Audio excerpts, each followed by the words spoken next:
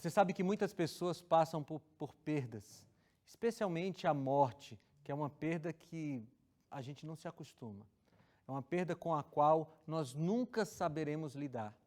E hoje eu quero conversar com você um pouco sobre como Deus trata essa questão da morte e a esperança que nós temos em Jesus Cristo. Vai ser bom estudar a Bíblia comigo. Então não sai daí, porque está só começando o seu programa Adoração.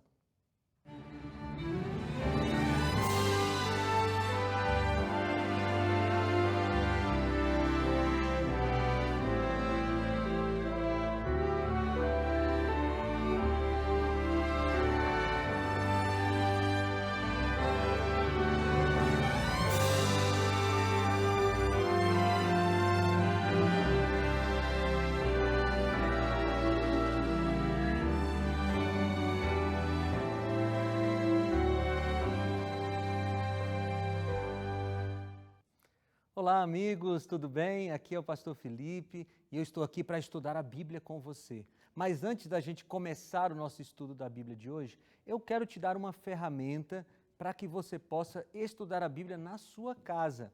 É aqui o guia de estudos A Cura do Pecado. Vou te mostrar ele mais de pertinho aqui, você vai ver que uma capa é lindíssima, mas a beleza da capa é o de menos, porque nós temos dentro desse estudo um conteúdo fantástico. Aqui, vou te dizer quantas lições tem aqui. Tem 8 lições que falam sobre a origem do mal, o pecado, o sofrimento, a morte, o retorno de Jesus, o reino de Deus. Nesse guia de estudos aqui, você vai entender como o pecado surgiu, o que Jesus fez para resolver o problema do pecado e como tudo isso vai terminar. E sabe quanto você tem que pagar para receber esse guia de estudos bíblicos na sua casa? Nada. É isso mesmo. Ele vai para a sua casa de graça, mas ele não é de graça. Ele tem um custo para a produção, para a impressão e para o envio. E esse custo é pago pelos Anjos da Esperança, a quem eu já agradeço. E falando em Anjos da Esperança, nesse mês, no dia 25 de novembro, nós teremos, é um sábado à noite, a partir das 8 da noite, nós teremos o Anjos em Ação. O que é o Anjos em Ação? É a celebração da Novo Tempo, a celebração do ano da Novo Tempo. Nós vamos prestar conta com você, prestar contas sobre como nós usamos o dinheiro do Anjos, nós vamos te contar testemunhos de pessoas que tiveram a vida transformada, teremos cantores, teremos os apresentadores da Novo Tempo, tudo isso, lançamento de um novo guia de estudo da Bíblia.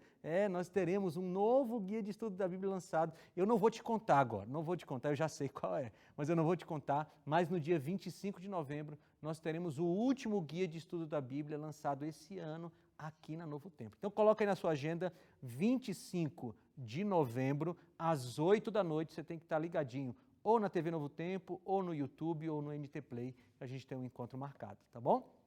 E agora eu quero orar com você para a gente abrir a Bíblia. Senhor, obrigado por tudo que o Senhor tem dado para nós, como Novo Tempo, para os nossos telespectadores. Muito obrigado por todo o cuidado, por tua graça. Senhor, mas durante essa semana muitas pessoas relembraram os seus entes queridos que foram embora por causa da morte, Senhor. E nós queremos hoje que a tua palavra nos console. E é por isso que eu te peço agora ajuda, a unção do Espírito, para que nós possamos entender o teu recado, em nome de Jesus. Amém. Pega a tua Bíblia aí, nós vamos ler o capítulo 8 do Evangelho de Lucas, tá? Lucas capítulo 8, a partir do versículo 40. Você sabe que talvez a coisa com a qual nós menos sabemos lidar na vida é a morte, né? Porque a morte chega às vezes de surpresa, às vezes não. Às vezes é uma pessoa que está doente já há algum tempo e descansa, de outras vezes é um acidente. Mas todas as vezes que a morte chega, ela causa dor. Porque nós não fomos feitos para nos despedirmos das pessoas. Nós não fomos feitos para nos despedir daqueles que nós amamos. Não fomos. E eu tenho certeza que se você já passou pela morte de um ente querido, você entende exatamente o que eu estou falando. Talvez nesse momento você esteja sofrendo, talvez derramando lágrimas, porque está lembrando de um ente querido que você acabou de sepultar. A Bíblia, ela é muito realista e a Bíblia fala da morte. Ela fala que a consequência do pecado é a morte. Mas a Bíblia também traz esperança para a gente. E por isso eu quero convidar você a abrir sua Bíblia em Lucas capítulo 8, a partir do versículo 40. Nós vamos ler o trecho do 40 até o 56, mas vamos ler devagar, tá bom? Vamos ler, vamos entender o contexto e vamos entender qual é a mensagem de Deus para nós. Então vamos começar no versículo 40, tá? Quando Jesus voltou, uma multidão o recebeu com alegria, pois todos o esperavam. Então um homem chamado Jairo, dirigente da sinagoga, veio e prostrou-se aos pés de Jesus, implorando que fosse à sua casa, porque sua única filha, de cerca de 12 anos, estava à morte. Aqui tem algumas informações importantes para a gente entender essa história. Jesus estava ali caminhando, ensinando a Bíblia, ensinando a palavra de Deus, o que depois seria registrado na Bíblia. E a Bíblia diz que todos estavam esperando Jesus. As pessoas o receberam com alegria. Existia alegria naquela multidão, mas não em todas as pessoas. Existiam pelo menos 2 pessoas que estavam muito preocupadas, muito tristes. E uma dessas pessoas era esse homem chamado Jairo. Jairo, segundo o texto bíblico, ele era líder da sinagoga. Ele era dirigente da sinagoga, como diz aqui a minha versão. E quando a gente vê um dirigente da sinagoga se prostrando aos pés de Cristo, isso nos ensina e nos mostra algumas coisas importantes. Hoje nós somos cristãos e a gente está acostumado a se prostrar aos pés de Jesus para falar com Ele, para orar, para conversar com Ele. Mas nesse tempo aqui, Jesus ainda não era considerado Deus por muitas pessoas. Para alguns, ele era apenas um pregador itinerante e as pessoas das sinagogas, os líderes das sinagogas, não gostavam de Jesus, em sua grande maioria. Até porque Jesus arrebatava as pessoas, as pessoas ficavam ao redor de Jesus, e essas pessoas acabavam deixando de ir à sinagoga para ouvir Jesus falar. Então Jesus era odiado pelos líderes da sinagoga.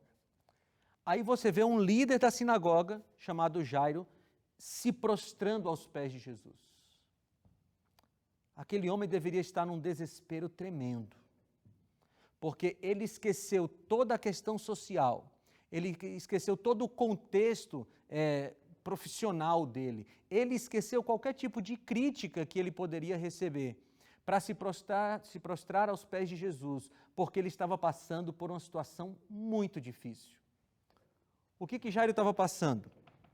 Nós lemos aqui que a sua filha, de cerca de 12 anos, estava doente, quase à morte. E certamente como um homem de posses, um homem de muita influência social, Jairo já devia ter procurado muitos médicos, os tratamentos que eram possíveis no seu tempo, mas a sua filha continuava a piorar e já estava próxima à morte. Aí Jairo faz um pedido para Jesus. Ele diz: Jesus, vai até minha casa e cura minha filha. Aquele homem, embora fosse um líder da sinagoga e em algum momento do seu passado tenha sido contra o ministério de Jesus, naquele momento ele estava precisando de Cristo, precisando de Jesus. Porque se você é pai, se você é mãe, você vai entender o que eu falo. Quando o nosso filho está sofrendo, nós fazemos qualquer coisa para acabar com aquele sofrimento. Talvez você já tenha tido um sentimento que já passou no meu coração também. Eu vi meu filho sofrendo, doente, e o sentimento é: se essa dor fosse em mim. Se essa doença fosse em mim. Eu preferia que fosse em mim do que no meu filho. Não é assim? Não é assim que pais e mães fazem? Jairo estava desse jeito. E ele se prostra aos pés de Jesus.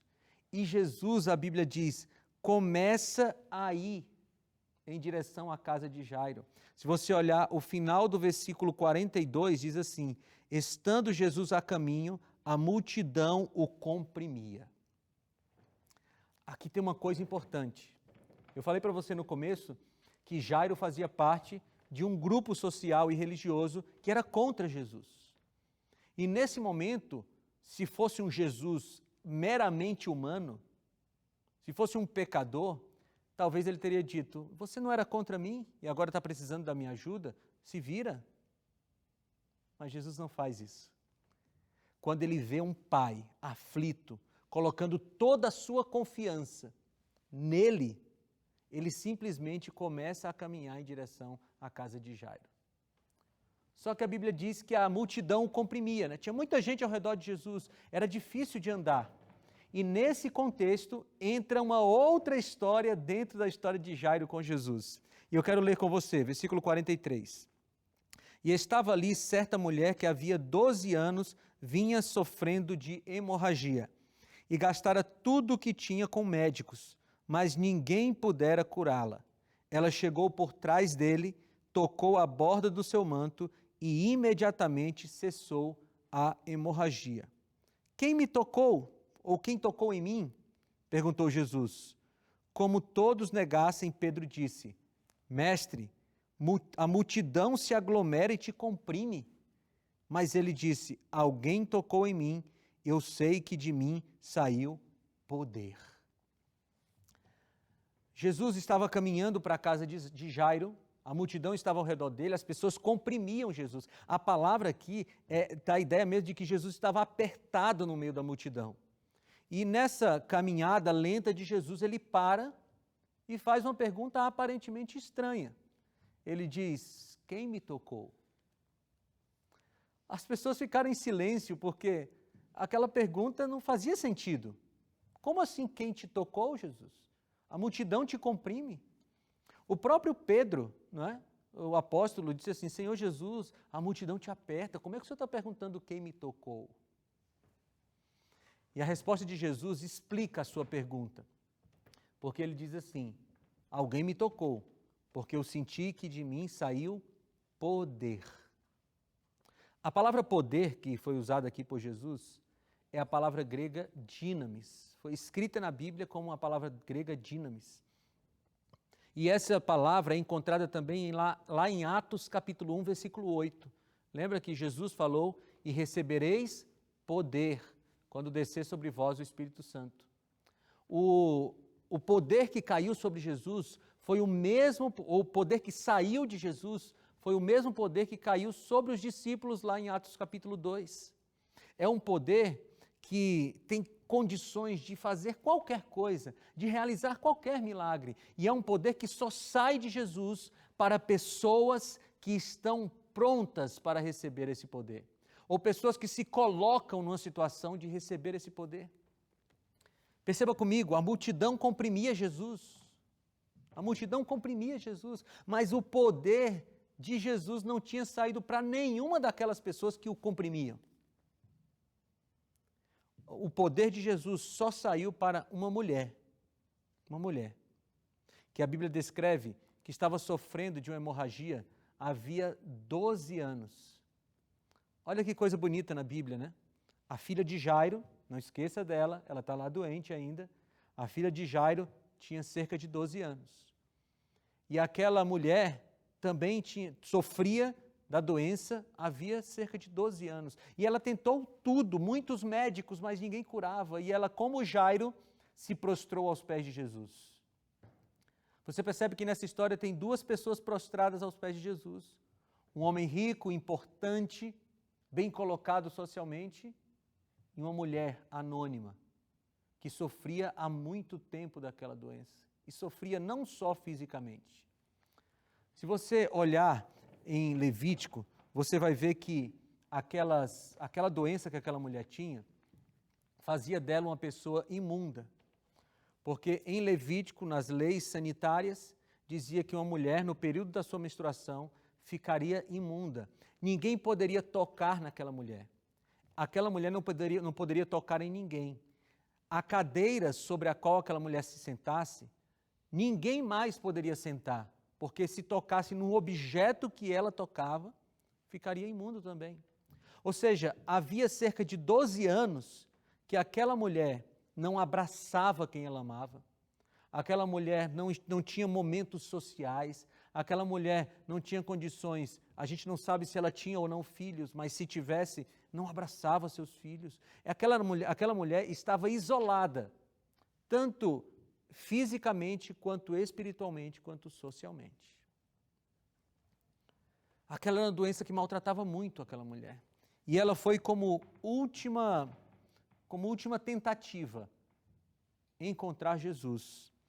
E aí Jesus pergunta quem me tocou, de mim saiu o poder, e aquela mulher vai explicar. Versículo 47.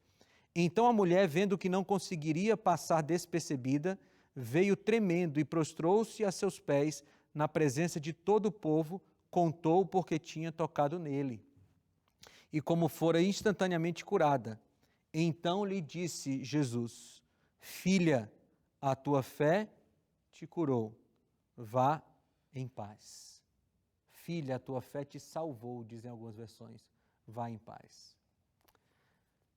Tem tanta coisa para a gente falar desse episódio, mas eu quero me deter aqui em algumas poucas. Primeiro, o poder só saiu para a pessoa que estava colocando a sua fé de verdade em Jesus.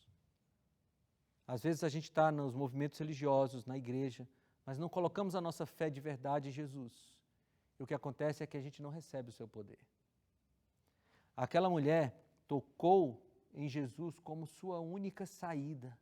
E ela colocou toda a sua fé nele. E ela foi curada. Mas perceba, a primeira cura que ela recebeu foi a cura física. Ela já não tinha mais a hemorragia. Mas ainda faltavam duas curas para aquela mulher. Primeiro, ou em segundo lugar, faltava a cura social. Porque se ninguém soubesse que aquela mulher estava curada, as pessoas continuariam tratando aquela mulher do mesmo jeito. Então Jesus dá um jeito de anunciar a cura daquela mulher. E ele pede que ela, diante de todo mundo, explique o que aconteceu. Mas faltava a terceira cura, a cura espiritual. E Jesus diz: mulher, a tua fé te salvou. E naquele dia Jesus fez 3 curas na vida daquela mulher: a física, a social e a espiritual. Uma cura completa. Mas não esqueça que, observando tudo aquilo, há um pai aflito. Enquanto Jesus conversa com aquela mulher, Jairo está pensando assim: Jesus, a minha filha está doente, a minha filha está precisando de ti. Só que quando Jesus foi curar aquela mulher, ele disse assim: filha, a tua fé te salvou. Você sabia que é a única vez na Bíblia que Jesus chama uma mulher de filha? Por que ele fez isso? É que ele sabia que Jairo estava muito aflito com a doença da sua filha, mas é como se ele dissesse assim: Jairo, tenha calma, Jairo, eu vou resolver seu problema, a sua filha vai ser curada, mas tem uma outra filha minha precisando de mim. Amigos, Jesus não deixa seus filhos desamparados. E talvez você esteja sofrendo agora e se perguntou: onde está Deus? Deus está aí do seu lado. Deus está do seu lado como esteve ao lado de Jesus Cristo na cruz. Como esteve ao lado de tantas pessoas que passaram por problemas sérios. E Jesus está ao nosso lado especialmente para não nos deixar abandonar a nossa fé. Você não está desamparado, você não está desamparada. Jesus está aí com você e lhe dará força para passar por esse deserto. Mas Jairo está lá, esperando uma solução de Jesus. E acontece algo interessante, versículo 49. Eu estou em Lucas capítulo 8, versículo 49. Enquanto Jesus ainda estava falando, chegou alguém da casa de Jairo, o dirigente da sinagoga, e disse: sua filha morreu, não incomodes mais o mestre. Você está conseguindo imaginar a cena? Jesus está ainda conversando com aquela mulher e do lado chega alguém para Jairo e diz assim: Jairo, já não tem mais jeito. sua filha acabou de morrer. Imagine aquela notícia para um pai. Me dá um nó na garganta só em pensar a possibilidade de perder um dos meus filhos. Aquilo deve ter sido uma facada no coração de Jairo. Disseram, não tem mais jeito, Jairo. Acabou. Sua filha morreu. Talvez você esteja passando por uma situação para a qual você não vê mais solução. Talvez a doença de um parente ou uma doença em você. Talvez um problema no seu casamento, um problema familiar com seus filhos. Nós não podemos dizer que não tem mais jeito, sabe por quê? Porque Jesus tem solução para tudo. Para tudo. Se a gente colocar nossa vida e nossa crença nele. Mas você está me olhando e dizendo assim, mas pastor Felipe, Jairo foi pedir a cura para sua filha. E agora ela morreu, então realmente acabou tudo. Não, não acabou não. Olha o que Jesus falou, versículo 50. Ouvindo isso, Jesus disse a Jairo, não tenha medo, tão somente creia e ela será curada. Quando chegou à casa de Jairo, não deixou ninguém entrar com ele, exceto Pedro, João, Tiago e o pai e a mãe da criança. Enquanto isso, todo o povo estava se lamentando e chorando por ela. Não chorem, disse Jesus, ela não está morta, mas dorme. Todos começaram a rir, pois sabiam que ela estava morta. Mas Jesus a tomou pela mão e disse, menina, levante-se. E o espírito voltou a ela, e ela se levantou imediatamente. Então Jesus lhes ordenou que dessem a comer a ela. Os pais dela ficaram maravilhados, mas ele lhes ordenou que não contasse a ninguém o que havia acontecido. Jesus está ali e ele fala, olha, não temas, não temas.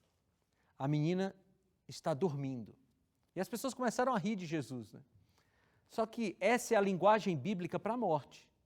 Jesus usa essa mesma linguagem lá em João capítulo 11, quando ele diz que Lázaro estava dormindo.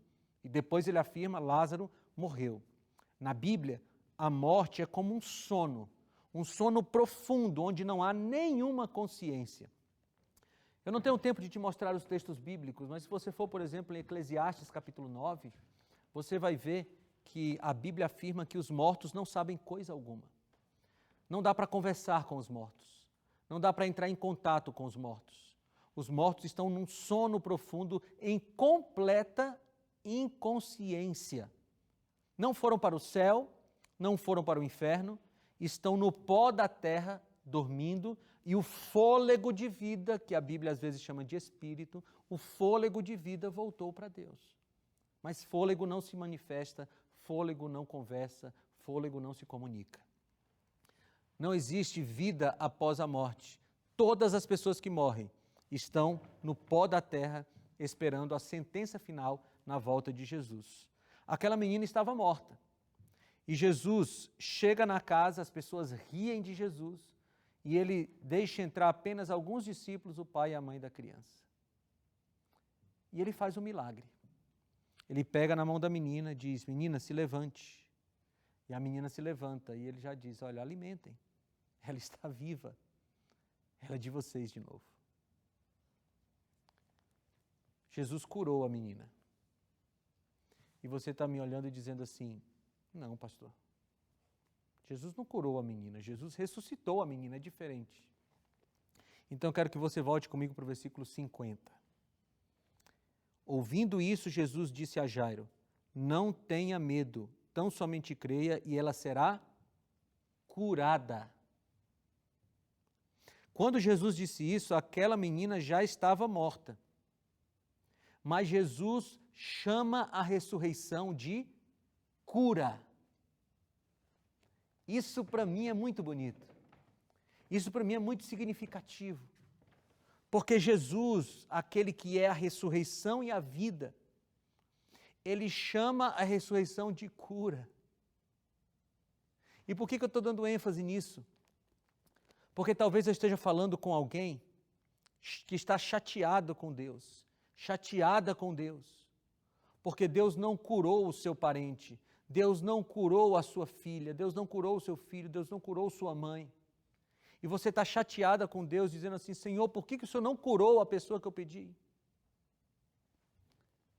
Pois eu venho te dizer, neste momento, que a ressurreição também é uma cura. E tem mais. A ressurreição que Jesus fará será uma cura definitiva.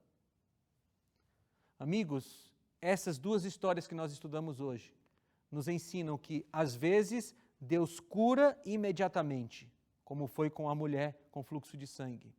E, às vezes, Deus cura na ressurreição, como foi com a filha de Jairo. Talvez você esteja buscando cura de Deus agora, para você ou para alguém. Deus pode curar agora? Pode. Mas Ele decide se vai fazer. Contudo, se Ele não curar agora, e você ou a pessoa que está doente morrer em Cristo, vocês serão curados na ressurreição. Quero enfatizar essa frase. A ressurreição também é uma cura. E sabe de uma coisa? É a cura definitiva. Me diga onde estão agora a mulher com fluxo de sangue e a menina, filha de Jairo. Onde elas estão? Mortas, não é? Elas envelheceram e morreram. Porque aquela cura que Jesus fez ainda não tinha sido a cura definitiva no dia da sua volta. Mas quando Jesus voltar, será feita a cura definitiva. E nunca mais, diz o texto bíblico em Apocalipse 21:4, não vai ter mais choro, não vai ter mais pranto, não vai ter mais morte, não vai ter mais nada de ruim, porque as primeiras coisas passaram. No início desse ano, eu tive que fazer o velório do meu pai. Não foi um momento muito fácil, mas não foi um momento de desespero, sabe por quê? Porque alguns dias antes de falecer, quando ainda estava com consciência, o meu pai entregou a vida dele a Jesus Cristo. E eu guardo a esperança no meu coração de reencontrar meu pai curado. O câncer o levou, mas ele vai receber a cura definitiva de Jesus, a ressurreição dos mortos, a ressurreição daqueles que morreram em Cristo. Talvez eu esteja falando com alguém que acabou de ir a um velório e está sofrendo muito, se perguntando por que Deus não curou o seu parente. Eu repito para você, a ressurreição também é uma cura. E se o seu parente morreu em Cristo, ele vai ser curado. Mas vai ser curado para sempre. Não vai ter mais morte, não vai ter mais doença, não vai ter mais nada de ruim. Pastor, o que é que eu tenho que fazer? Coloque sua vida nas mãos de Deus. Confie nas decisões dele. E se prepare para a volta de Jesus, porque lá nós nos reencontraremos com todos os nossos queridos. Ora comigo. Senhor, muito obrigado pela esperança que o Senhor nos dá da ressurreição. E nós nos colocamos em Tuas mãos, Senhor Deus, porque nós queremos receber a vida eterna. Conforta o coração das pessoas enlutadas hoje, Senhor, e dá a esperança da volta de Jesus. Eu te peço isso, Senhor, em nome de Jesus. Amém.